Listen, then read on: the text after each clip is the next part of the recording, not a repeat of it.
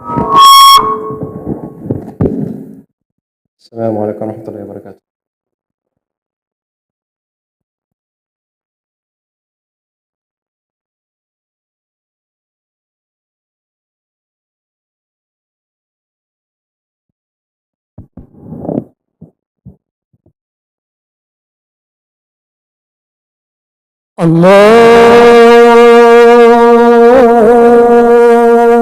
الله أكبر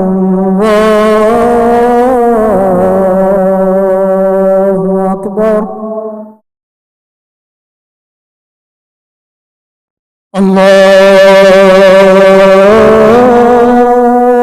الله أكبر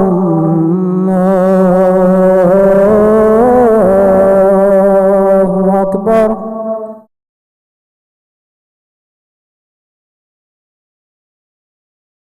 أشهد أن لا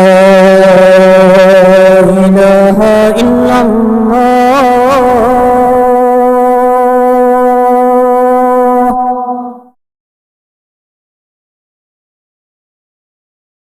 أشهد أن لا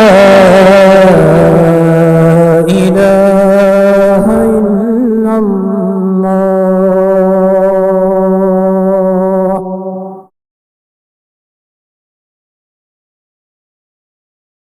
أشهد أن محمدا رسول الله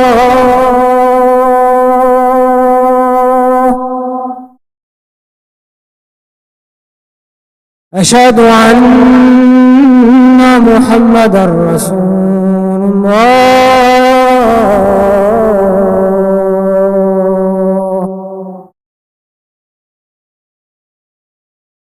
حي على الصلاة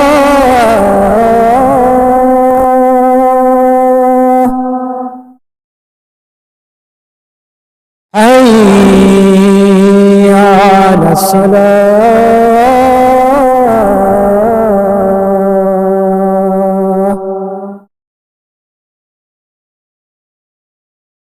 حي على الفلاح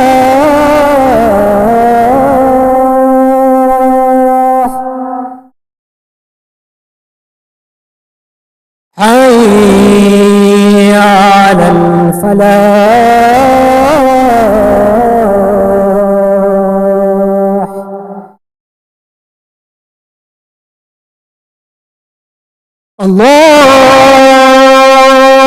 الله أكبر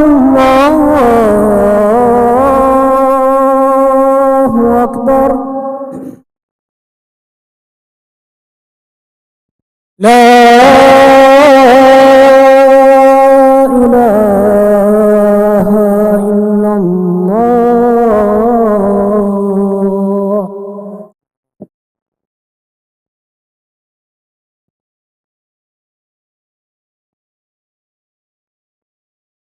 إن الحمد لله نحمده ونستعينه ونستغفره ونعوذ بالله من شرور أنفسنا ومن سيئات أعمالنا. ما يهدي الله فلا مضل له ومن يضلله فلا هادي له، وأشهد أن لا إله إلا الله وحده لا شريك له، وأشهد أن محمدا عبده ورسوله.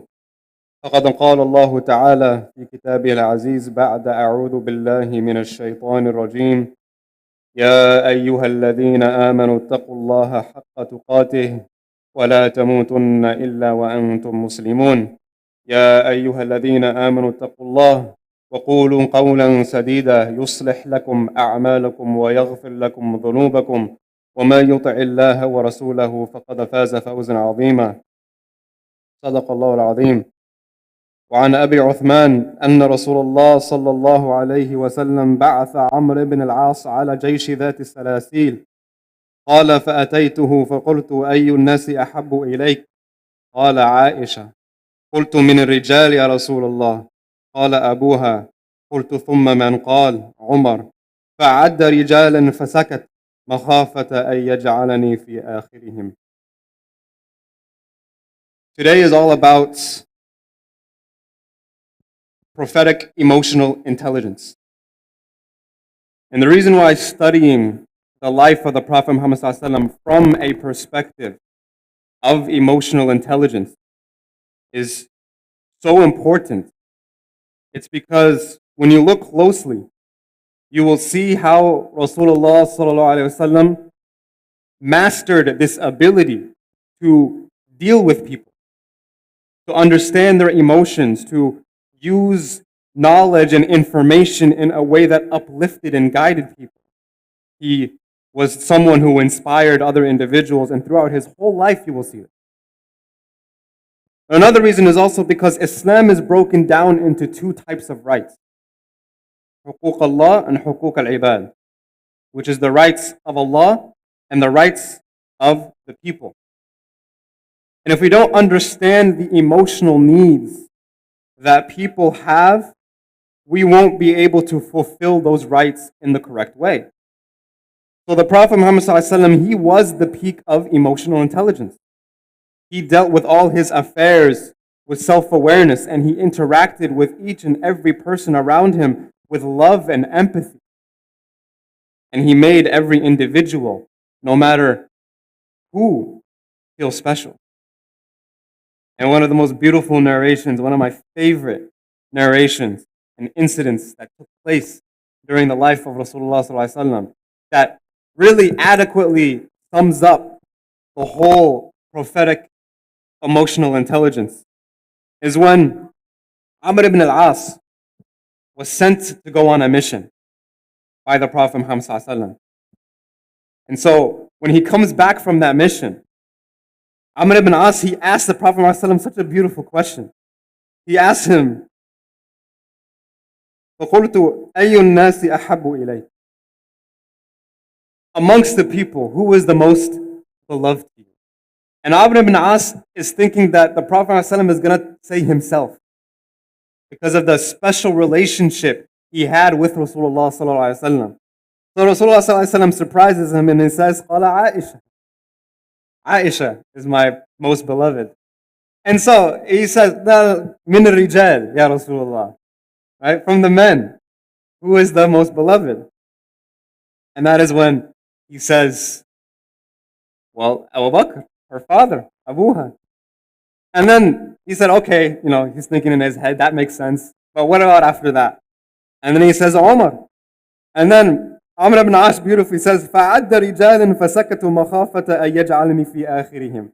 And he kept repeating other men's names and saying other men's names until I was too shy to ask anymore, fearing that I would be the last one.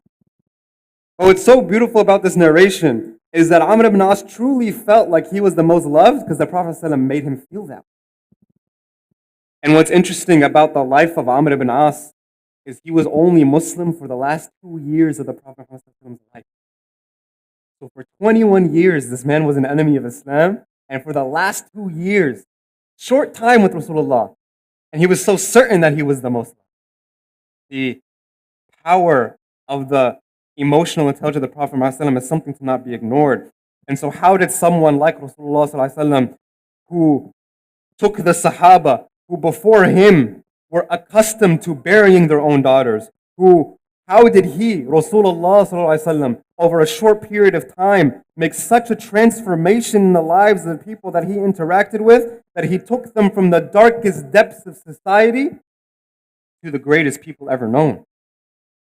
Well, Allah subhanahu wa ta'ala tells us in the Quran, لَقَدْ جَاءَكُمْ رَسُولٌ مِّنْ أَنفُسِكُمْ عَزِيزٌ عَلَيْهِ مَا عَنِتُّمْ حَرِيصٌ عَلَيْكُمْ بِالْمُؤْمِنِينَ رَؤُوفٌ رَحِيمٌ. That there certainly has come to you a messenger who from amongst yourselves, he is concerned by your suffering. He is anxious about your well-being, and he is gracious and merciful to the believers. And this tells us that the Prophet ﷺ, he felt the pain of others. He felt the trauma that other people went through. He connected to that pain. He felt that pain, and he bonded with that pain and with those people that felt pain. You ever been in a moment in your life, in a place in your life where you feel like no one understands you? You feel like no one gets where you're coming from? Something may seem so insignificant to others, but to you, it's a very big deal. It's causing you a lot of pain. Well, I'm here to give you the glad tidings that, Wallahi, Rasulullah understands. And if you look at the life of Rasulullah, you study his life, and you get closer by knowing him, by sending salawat upon him, you will find that solace. in your heart and in our hearts. Just like when Ubay ibn Ka'b said to the Prophet Muhammad ﷺ, that what if I dedicate all my dua to just sending salawat? What would happen? And then the Prophet Muhammad ﷺ responded with a very beautiful statement that brings peace to the hearts of all the believers, that all your needs will be satisfied, all your sins will be forgiven. Now it reminds me that the Prophet Muhammad ﷺ, once in a well-known hadith, he is sleeping. And Aisha radiallahu anha, she narrates this hadith. She said, one time Rasulullah ﷺ was sleeping at night, and the Prophet ﷺ was tossing and turning in bed, and he was restless, which was not normal for Rasulullah ﷺ, because when he sleeps, he has peace. He sleeps with peace. And so Aisha radiallahu anha wakes him up and says, what's wrong? Something's wrong. Something is bothering you. And he said, yes, something is bothering me. You know, before that night he went to go to sleep, there was a war. There was a battle. And the Muslims won. And as a result of Muslims winning, there was prisoners of war. So they had him tied up in the masjid. And the Prophet Muhammad ﷺ says, I'm worried we tied them up too tight. They might be uncomfortable. Maybe we're causing them too much pain. And this was causing the Prophet ﷺ to lose sleep. They just tried to kill him not less than 24 hours ago. They just tried to eradicate Islam from the face of the earth, and he's worried, are they uncomfortable? The Prophet ﷺ, his empathy was not reserved selectively. Rather, it was for everyone. And so if the Prophet ﷺ can make his enemies feel loved, what are we doing? When we walk into the masjid, do we make our brothers and sisters feel loved? Do we say salam to them? And those who are leaders of the community, you have an extra responsibility to make those around you feel loved. And this is beautiful because when we study the topic of emotional intelligence, it's a very deep topic. And one of my teachers, Shaykh Ahmed Smith, he wrote a book on this topic called With the Heart in Mind. I encourage everybody to go explore. But if you were to study this topic of emotional intelligence deeper, the more you study, the more you will realize two things. The first thing is that you will realize that his ability to cause change in society, his ability to create a renaissance and learning and cultivate a magnificent civilization, it all began with his ability to understand and to connect with other people and to connect with their emotions and feelings. And you will also begin, if you're honest, to look at yourself and ask yourself a very personal and deep question, which is, am I living up to the sunnah of Rasulullah sallallahu alaihi wasallam? Because many times we'll talk about the message of the Prophet Muhammad sallallahu alaihi wasallam, al-Islam, ashhadu la ilaha illallah, wa ashhadu anna Muhammadan Rasulullah. We'll talk about the hadith, we'll talk about the fiqh, we'll talk about the aqidah. But just as important as the message is also to study the messenger. Because the way he shared the message is to be studied. Because when we're sharing the message with our neighbors and co-workers, and also, more importantly, our children and our family members, because da'wah starts in the home, how are we adopting the methodology of Rasulullah ﷺ in order to spread that message? Now in this khutbah, honestly, I can only give the very tip of the iceberg. This topic is a very deep topic, and this is an encouragement for us to explore as a community and discover more about this topic as a community. And there is an understanding amongst the scholars, like the likes of Imam al-Ghazali and Imam Qadi Iyad. They were of these scholars. They had a very famous quote that said, "An-Nabi sallallahu alaihi wasallam kana aqil al-nas." He was the most intelligent of Allah subhanahu wa ta'ala's creation. Now let's take a step back here and explore what they mean by intelligence. Because the way our scholars looked at intelligence is not the same way that we look at intelligence today. If you walk into a random Starbucks and just ask someone there with a MacBook Pro, probably works for Apple or Amazon or something, right? In the Starbucks. You'd go up to them and you ask them, who is the most intelligent person you know?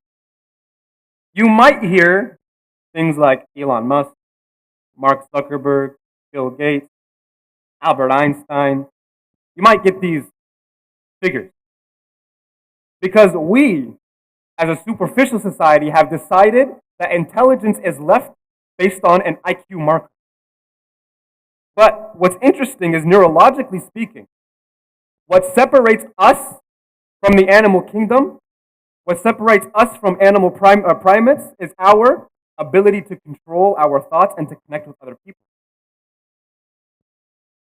So Imam Warudiyu, he explains the statement that the Prophet is the most intelligent of people.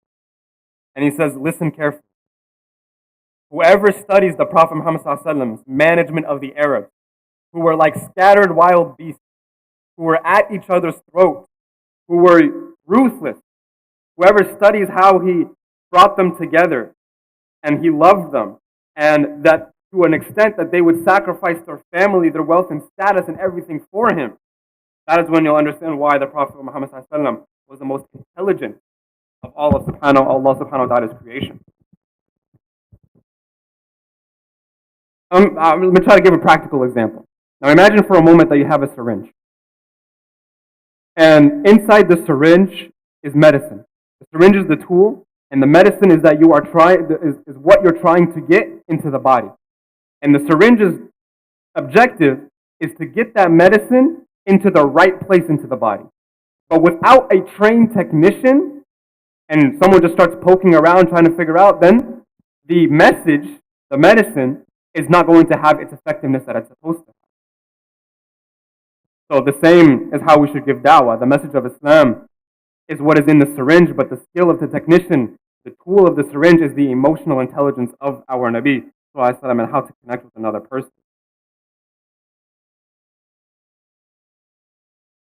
When you get certified mail, when somebody comes to your doorstep and knocks on your door, you get certified mail, you have to sign a signature. It says that you received the message. It's not just dropped into your mailbox and that's it. When it's important, no, it has to be clear that you got it. Now the Prophet ﷺ, in probably one of the most epic moments of the seerah, in Hajjatul Wada', on Yawm al-Arafah, he stands up and he tells everyone, and he asks everyone, Hal balagdu, have I passed on this message adequately to y'all? Did you get it? And the companions, they said, Bala, yes, Ya Rasulullah, we got it. And then that is when he raises his finger up to the heavens and he says, Oh Allahumma ashhad, oh bear witness, Ya Allah, that I have gave them the message. He wanted the signature from the companions that they have given the message. And why am I saying this? The reason why I'm saying this is because human beings are not computers. They're not codes that you can just input and then that's it, it's over.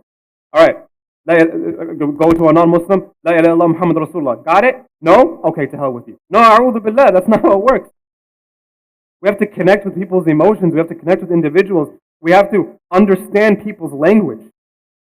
There's a beautiful story of someone named Rukana. And Rukana was an amazing companion of the Prophet Muhammad ﷺ, but before he accepted Islam, he was known as someone who hated the Messenger of Allah ﷺ more than anything else. What's special about Rukana is he was a great wrestler. There was no one like him, undefeated. Khateeb, 29-0. There's nobody that can beat this guy. Everybody that has tried to beat this guy has failed. And so the Prophet Muhammad ﷺ, one day, he sees Rukana walking down the street. And Rukana, what he would do is he would walk away. As soon as he sees Rasulullah ﷺ, he would just walk away. And so this time the Prophet said, no, let me talk to you. And Rukana is like, nah, man, I don't want to hear it. And I'm paraphrasing for the sake of time, okay? I don't want to hear it. And so the Prophet Muhammad ﷺ says, no, I want to wrestle. He's like, oh, bet, okay. You want to wrestle? Okay, let's do it. Let's wrestle. He's like, you have no idea what you're getting yourself into. And the Prophet ﷺ says, yes, let's wrestle, but under one condition. If I win, you accept it. He's like, honestly, I agree, because you need the help of Allah to beat me. Okay? So, and now check this out. Check out this verse. وَمَا أَرْسَلْنَا مِن رَسُولٍ إِلَّا بِلِسَانٍ قَوْمِهِ لِيَبَيِّنُ لَهُمْ. That Allah subhanahu wa ta'ala says that we have not sent a messenger except in the language of his people, so that لِيُبَيِّنَ, so that we can bring clarity to the people. Ar-Rahman, allama al-Quran, khalaqa al-insan, allamahu al-bayan. Right?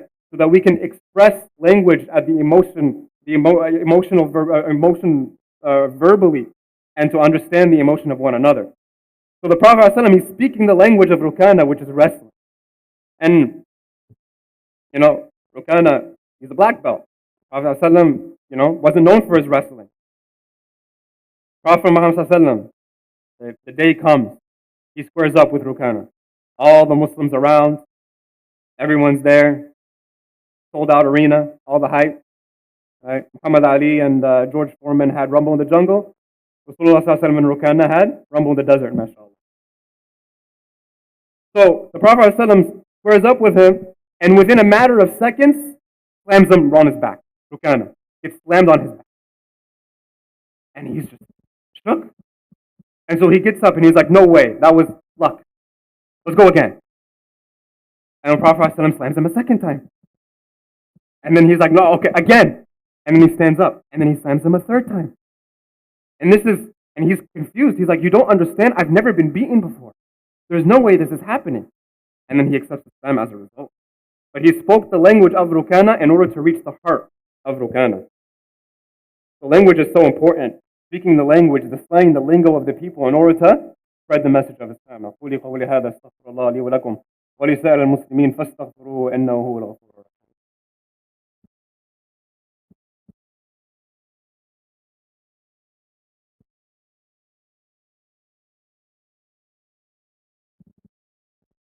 بسم الله والحمد لله والصلاة والسلام على رسول الله وآله وصحبه وسلم. So when we connect with people, when we attach our hearts to other people's hearts, it becomes a lot easier to give da'wah. People are now opening up to it. But here's the thing, and it's probably why emotional intelligence is so difficult for a lot of us, especially me. I know that for sure.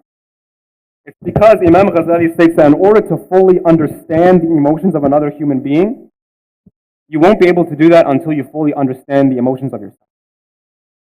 And so a big part of maturing in terms of Islamic spirituality and becoming a good Muslim is knowing the self. There's a saying, Man arafa nafsa, arafa Allah. Whoever knows the self is going to come to know Allah. Because when you understand anger, when jealousy is within you, you understand how that manifests. You can adequately change yourself. And so the Prophet Muhammad ﷺ, teaching about sadaqah, he says, start with yourself, then focus on people around you. The same thing comes to emotional understanding. How do we expect to understand our sons and our daughters and our wives and our husbands and our mothers and our fathers and our brothers and our sisters unless we understand ourselves first? If you can't name it, you can't tame it. So until we truly understand the ideology of something within us, how it manifests, why it comes as a result, right? Emotions are not something that we can control. Everybody gets angry. Everybody gets sad. It's not something that we can control. What we can control is our behavior, though. That's what we can control. But that requires understanding the self. So spend time getting to know yourself. It's quite interesting that before revelation began, the Prophet Muhammad ﷺ spent years or months in cave Hira before he received the message. Because solitude grows intimacy. When you love someone, you want to be in solitude with them. So if you want to truly love yourself, we got to be spending time with ourselves. And it's because of that preparation that Rasulullah ﷺ was able to become the greatest messenger and have that heavy weight of the revelation on his shoulders. Now I'll conclude with this. And this is our homework for the week. Those who know me know that I like to give out homework. Okay? So our homework for this week, inshallah, is that every conversation we have with someone, we want to actively listen. Just listen. Don't think about what your response will be. Don't think about something else. Don't think about what groceries you need to pick up. Just actively listen to that individual.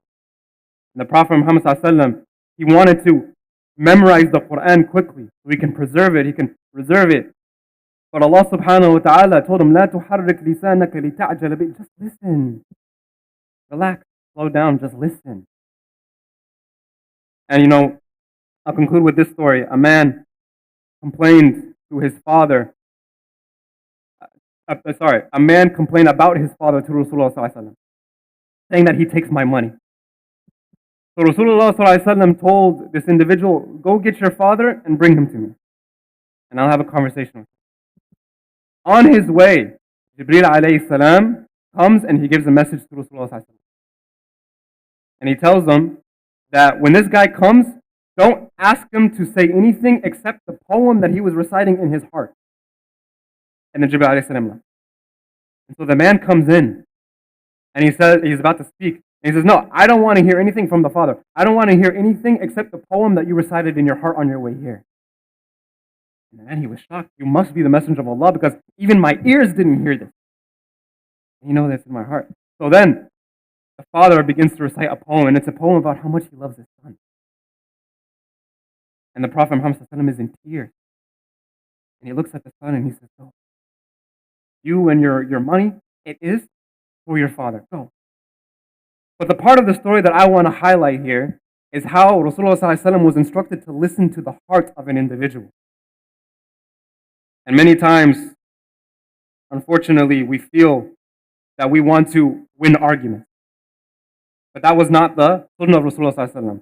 All you see online now is just these silly, miscellaneous arguments that mean absolutely nothing. But the sunnah of Rasulullah was to win hearts, not arguments. And that's how he was able to transform society. Now, as I said, today's khutbah was all about emotional intelligence. And to be honest, I did this topic injustice.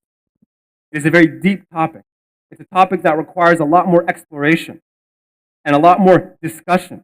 This was an encouragement, an introduction on its importance so that our community can discover it more, inshallah, and we can learn. Because if we can achieve similar emotional intelligence to Rasulullah, then I believe that, inshallah, we can also have the same result of Rasulullah, which is bringing a lost, confused society back to the light of Allah subhanahu wa ta'ala.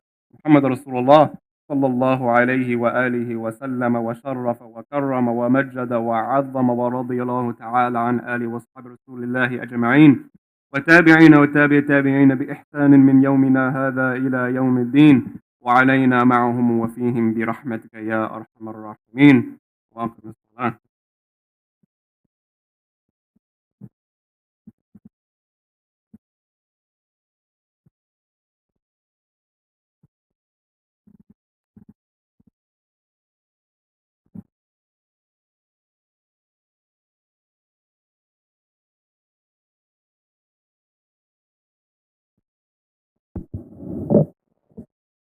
الله أكبر الله أكبر أشهد أن لا إله إلا الله أشهد أن محمد رسول الله حي على الصلاة حي على الفلاح قد قامت الصلاة قد قامت الصلاة الله أكبر لا إله إلا الله.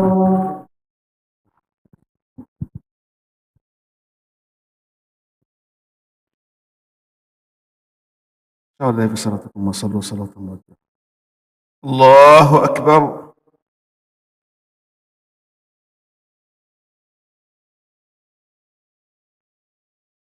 الحمد لله رب العالمين الرحمن الرحيم مالك يوم الدين إياك نعبد وإياك نستعين اهدنا الصراط المستقيم صراط الذين أنعمت عليهم غير المغضوب عليهم ولا الضالين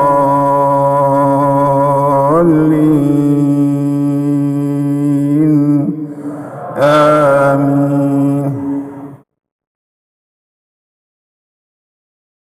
ألم نشرح لك صدرك ووضعنا عنك وزرك الذي أنقض ظهرك ورفعنا لك ذكرك فإن مع العسر يسرا إن مع العسر يسرا فإذا فرغت فانصب وإلى ربك فارغب.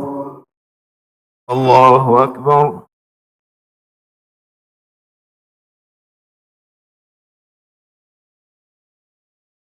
سمع الله لمن حمده. الله أكبر.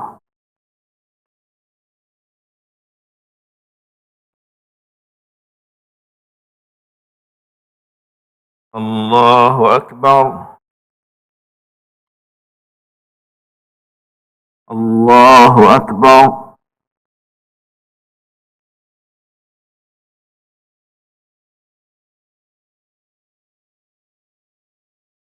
الله أكبر. الحمد لله رب العالمين الرحمن الرحيم مالك يوم الدين إياك نعبد وإياك نستعين اهدنا الصراط المستقيم صراط الذين أنعمت عليهم غير المغضوب عليهم ولا الضالين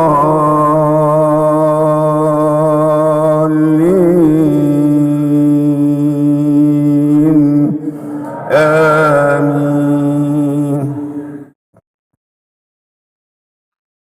ويل لكل همزة لمزة الذي جمع مالا وعدده يحسب أن ماله أخلده كلا لينبذن في الحطمة وما أدراك ما الحطمة نار الله الموقدة التي تطلع على الأفئدة إنها عليهم مؤصدة في عمد ممددة. الله أكبر.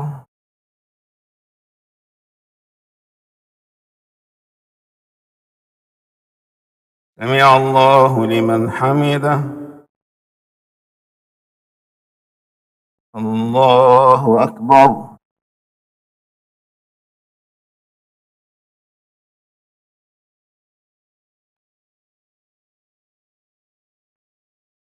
الله أكبر.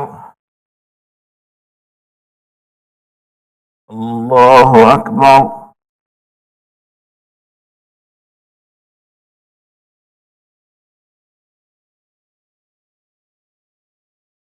الله أكبر.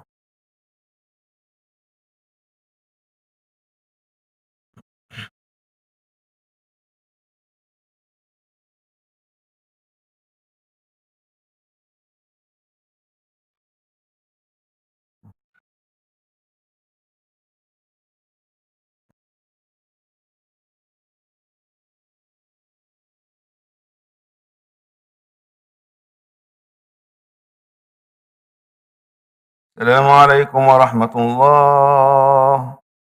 السلام عليكم ورحمة الله.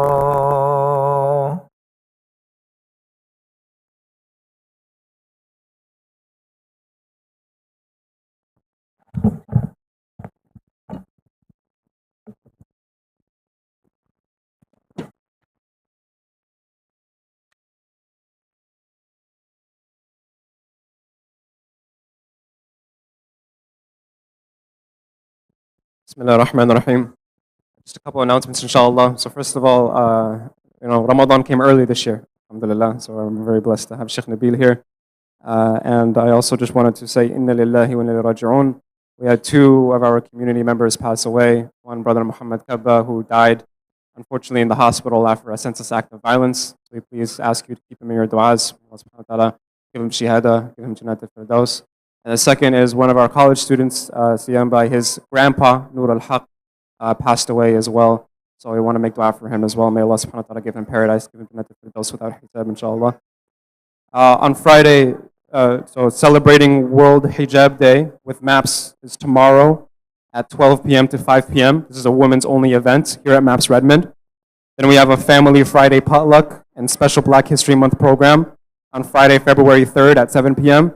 Then we have MAPS Youth Sira exhibition on February 10th on Friday from 7 to 8:30 p.m. Then we have MAPS Small Business Network, a nonprofit fair, pre-Ramadan shopping on Saturday, February 11th. Then there's the MAPS Seattle Women in Medicine Social that is happening on Sunday, this Sunday.